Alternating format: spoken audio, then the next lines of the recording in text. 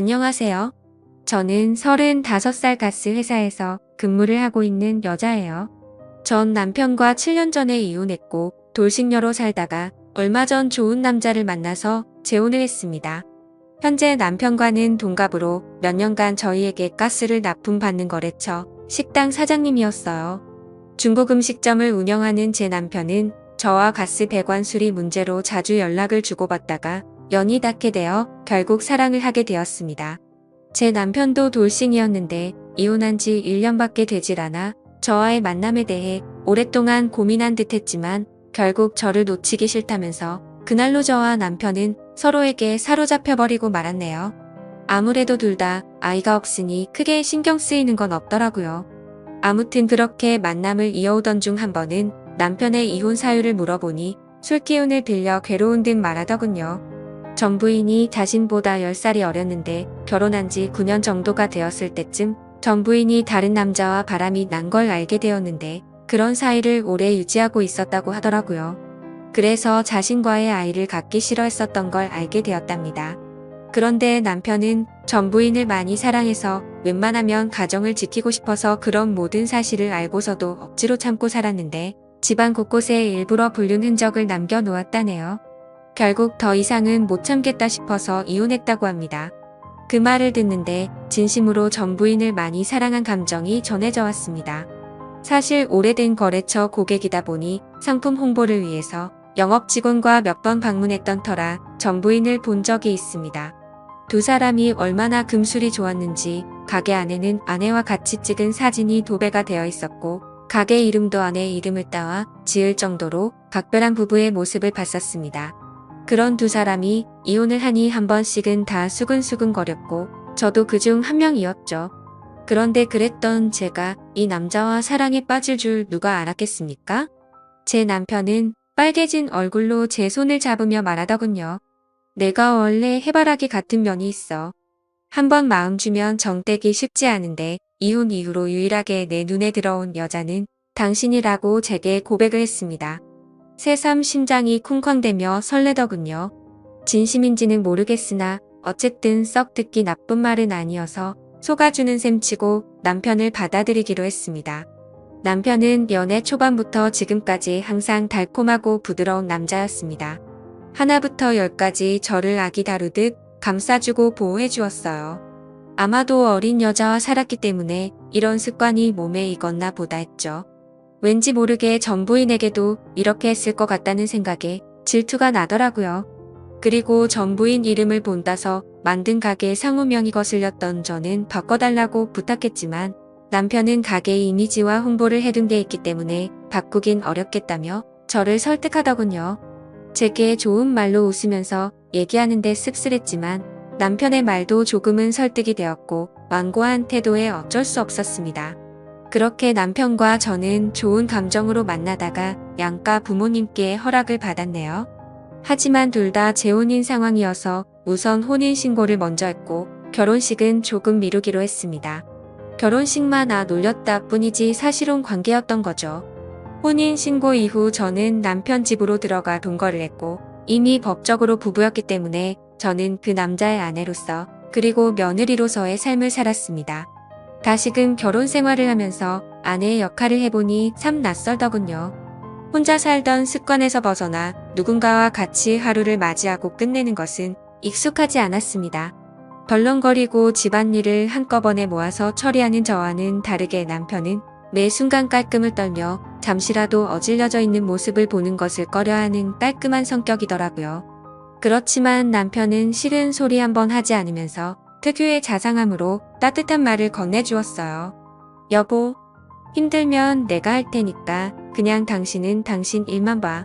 어차피 내가 집안일 하려는 사람과 결혼한 게 아니고 사랑해서 결혼한 건데 당신이 스트레스 받는 거 싫어라며 든든하게 절 안아주니 예전에는 느껴본 적 없는 처음 느껴보는 남편의 따뜻함에 몸이 녹아내릴 지경이었습니다.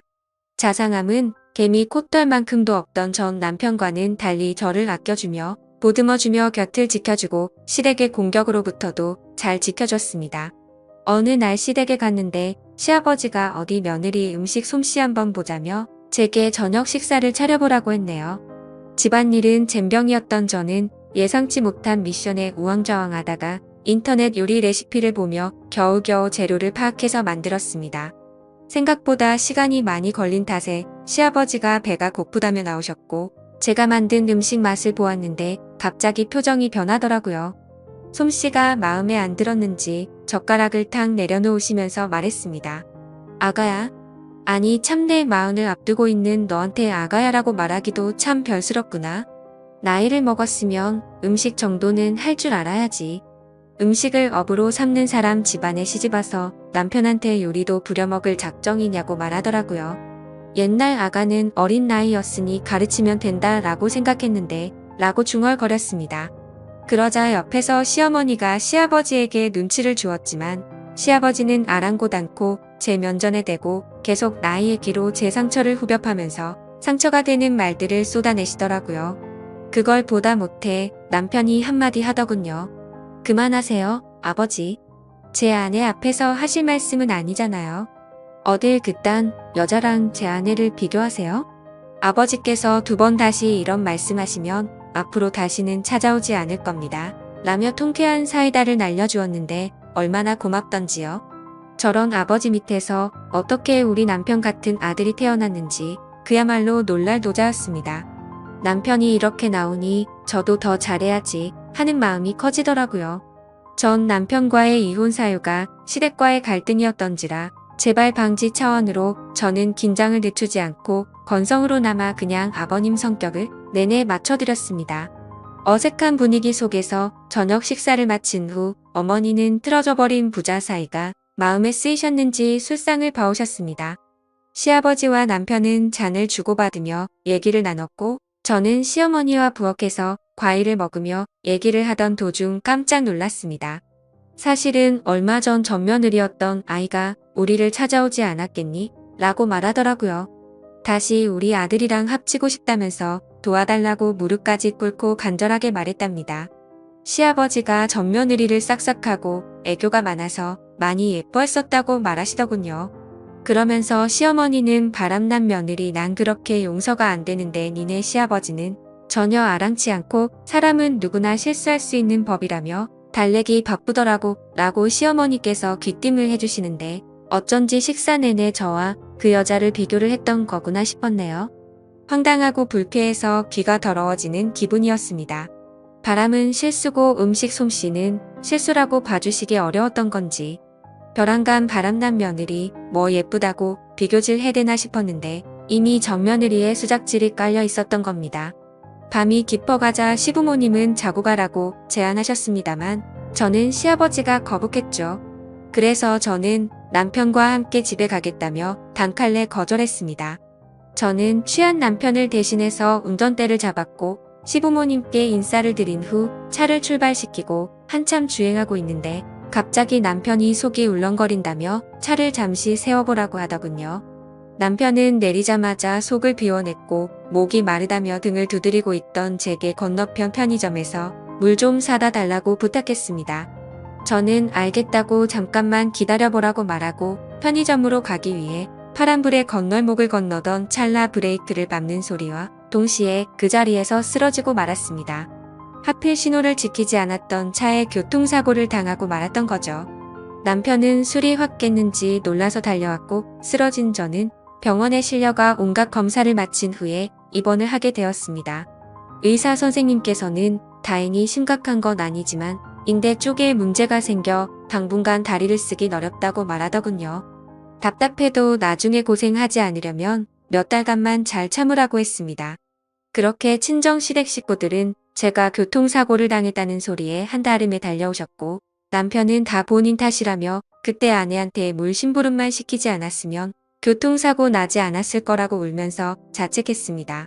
저는 오히려 그런 남편을 위로하며 나 괜찮다고 너무 걱정하지 말라고 얘기해 주었네요. 시아버지는 그 와중에서도 혀를 끌끌 차시며 시댁에서 자고 가라는 말을 안 들어서 벌받은 거라고 하시는데 대꾸할 힘도 없었던 저는 몸 아픈 것도 서러운 판국에 그마저도 꼭 참아내야만 했습니다.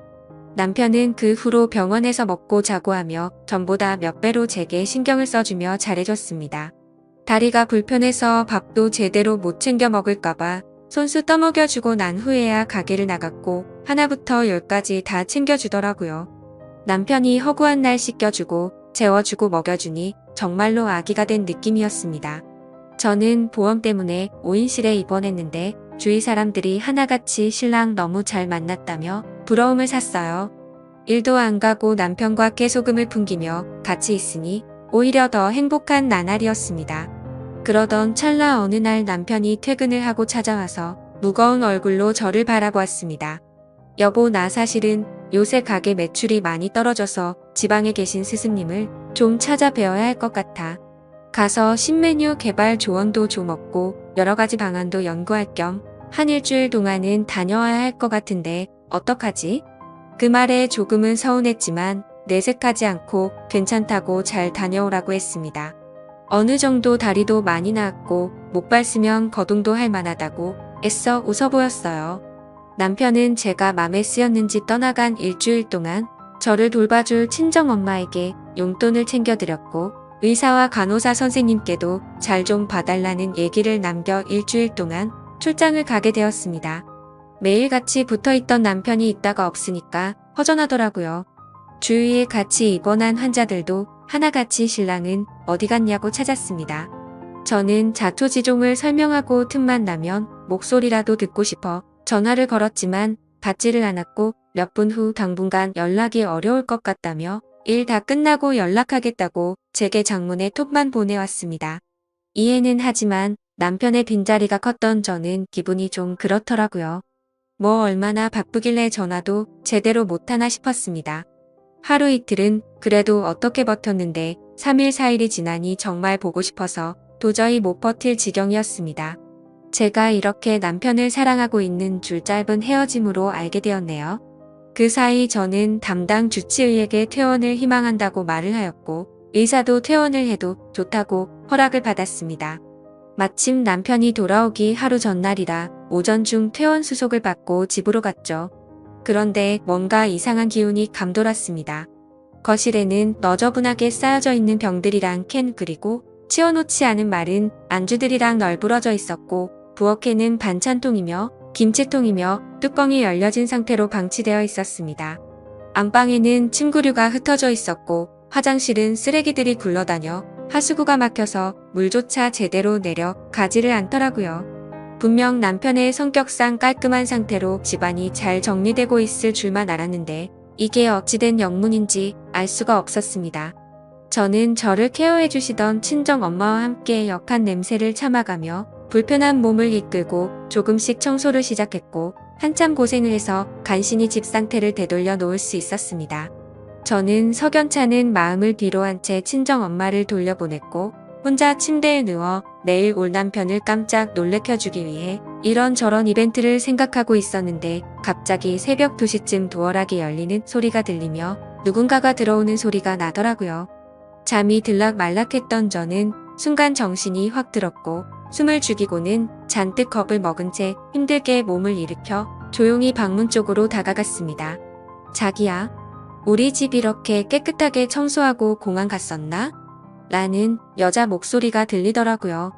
문을 살짝 열고 봤더니 그 여자는 몇 년 전 제가 봤던 전 남편의 부인이었습니다.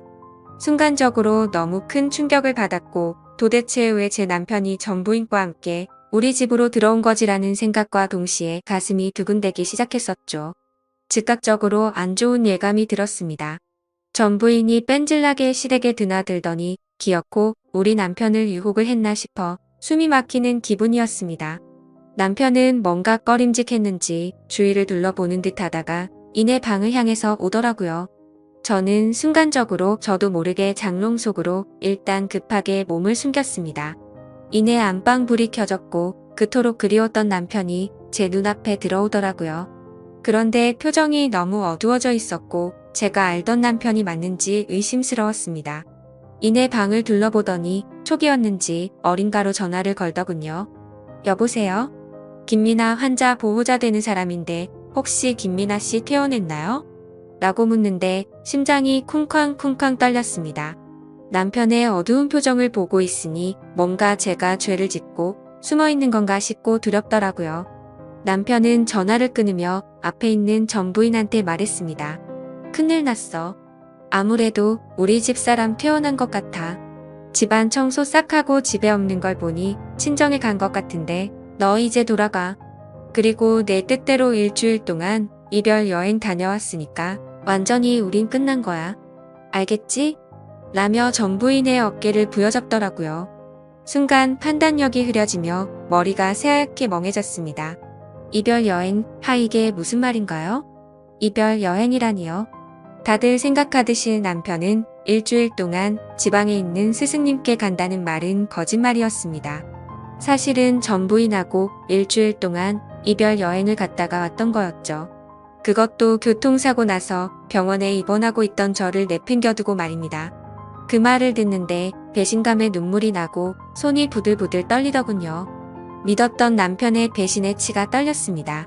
남편의 전 부인 아니죠. 남편의 상간녀는 남편에게 안기며 말하더군요. 오늘 하루만 더 자기랑 같이 있었으면 했는데 도움을 안 주네. 어쨌든 고마워 자기야. 내 부탁 들어줘서. 자기한테 미련이 남아서 예전 시댁에도 찾아가고 그랬는데 이걸로 만족할게. 그래도 마지막으로 보냈던 밤들을 영원히 잊지 못할 거야 라며 혼자서 무슨 비련의 여주인공이 된 건 마냥 남편의 곁을 울면서 스쳐 지나가더군요. 남편은 전 부인을 밖으로 내보내고 한숨을 내쉰 후에야 제게 전화를 걸었습니다. 그래서 저는 장롱에서 천천히 나갔죠. 그러자 남편은 엄청나게 당황해하면서 말하더라고요. 여보, 언제부터 거기 있었어? 당신이 왜 거기 있는 거야? 라고 심하게 말을 더듬는데 저는 제 휴대폰을 남편에게 확 집어 던지고는 울고 불며 난리를 쳤습니다. 야, 이 분리수거도 안 되는 쓰레기야. 어떻게 네가 교통사고까지 당한 날 내팽겨치고 전 부인이랑 여행을 다녀올 수 있어? 네가 짐승이지 사람이야? 어떻게 네가 나한테 그럴 수가 있어? 라며 숨을 헐떡거리며 울었습니다. 그러자 남편은 가슴 아픈 얼굴로 허울 좋게 저를 위로하며 달래더니 꼭 안아주면서 말하더군요. 미안해. 다 내 잘못이야. 사실 헤어진 전 부인이 당신이랑 만난 지 얼마 안 돼서 계속 나랑 재결합하자고 했었어. 내가 안 통하니까 우리 부모님한테도 찾아갔더라고. 그런데 내가 당신하고 결혼 약속까지 다 했는데 이제 와서 어떻게 배신을 해. 전 부인한테 한참 동안 여러 번 알라듣게 설명했는데 끝끝내 이별 여행 다녀오면 날 놓아주겠다고 하더라고. 그래서 어쩔 수 없이 다녀온 거야. 내가 당신을 사랑하니까 정말로 그 여자랑 다 끝내려고 이별 여행 간 거라고 말했습니다. 이별 여행을 다녀온 것도 다 저희 부부 사이를 위해서라고 합리화시키는데 대꾸할 가치도 없는 멍멍이 소리에 허탈함과 실망감까지 도저히 어떻게 할 수가 없겠더라고요. 어이가 없던 저는 물었습니다. 그럼 집안 꼬라지는 왜 이렇게 어질러 놓은 건데? 설마 나 입원하고 있는 사이 그 여자랑 우리 신혼집에 들어와서 산 거야? 남편은 우물쭈물하다가 한참 고민을 하다가 말하더군요. 원래 전 부인이랑 6년간 살았던 곳인데 여기 집 구할 때 전 부인 친정에서 돈을 보태줬어.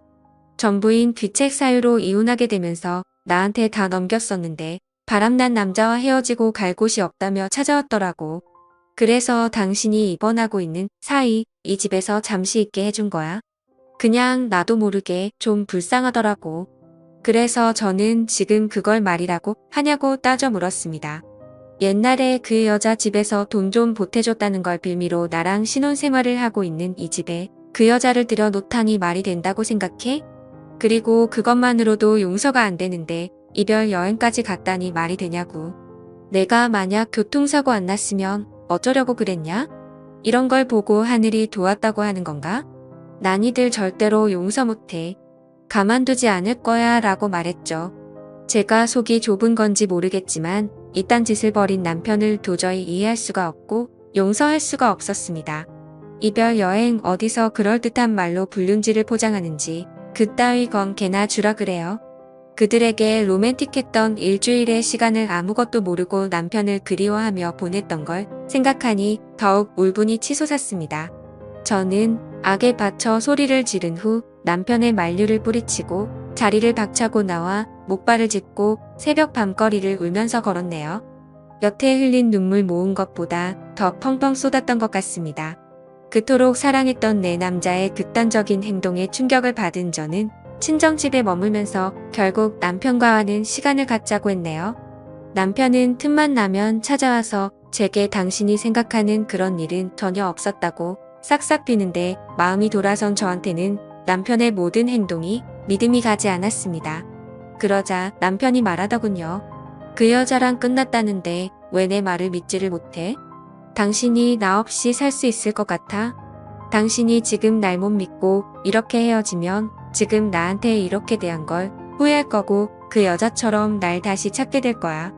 왜 여자들은 뻔한 행동을 계속하는지 모르겠네. 당신 나중에 그때 가서는 소용없어. 내 말 명심해. 그 뻔뻔한 말에 있는 정도 다 떨어지더라고요. 저는 결국 이혼을 감행했고 무턱대고 혼인신고를 빨리 한 탓에 빨간 줄만 하나 더 생겨버렸습니다. 남편이 그 이후로 어떻게 살고 있는지는 모르겠네요. 남편이 운영하던 중국집은 주인이 바뀌어 다른 사람이 운영하고 있었습니다. 여전히 예전 부인 이름을 딴 상호만 보면 그날의 충격이 떠올라 심장이 뛰고 기분이 나빠지네요. 어쨌든 저는 짧은 결혼 생활을 끝내고 싱글로서 삶을 살아가는데 역시 싱글의 삶이 제게는 제격이었습니다. 제 인생의 결혼은 2번 다시 없으리라 장담할 수 있어요. 대신 자유로운 연애는 실컷 하고 살게요. 이제는 결혼보다는 연애가 좋은 것 같습니다. 제 사연을 읽어주셔서 감사합니다.